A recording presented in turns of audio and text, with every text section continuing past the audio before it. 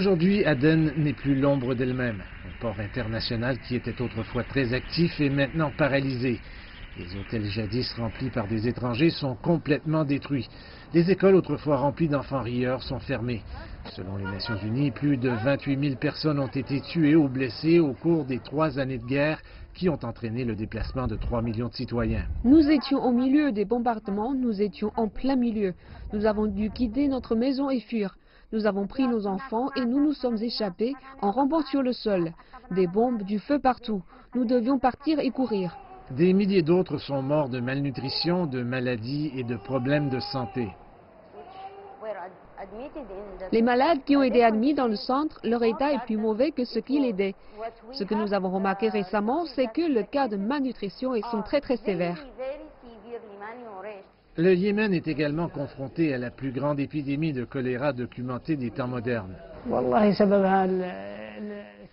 La cause du choléra est la pollution qui règne dans le pays. Cela inclut l'eau, tout, même la nourriture, même le blé, tout est contaminé.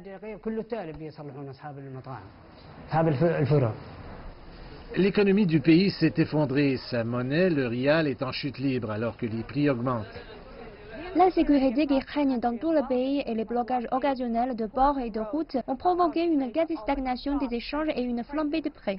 Les denrées de tous les jours telles que le pain sont maintenant hors de portée pour un pays déjà appauvri.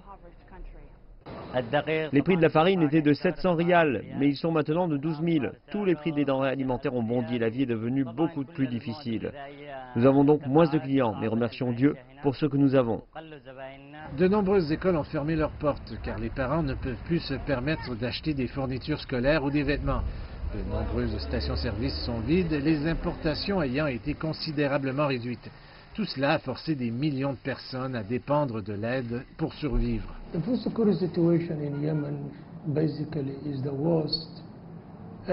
La situation de la sécurité alimentaire au Yémen est essentiellement la pire de toutes les opérations d'urgence jamais réalisées. Nous parlons de près de 18 millions de personnes qui ont besoin d'une assistance complète. Une deuxième tentative de pourparlers de paix sous l'égide de l'ONU en septembre a échoué, ne laissant poindre à l'horizon aucune fin à la guerre brutale au Yémen. Plus de 25 millions de personnes continuent donc à lutter pour leur survie.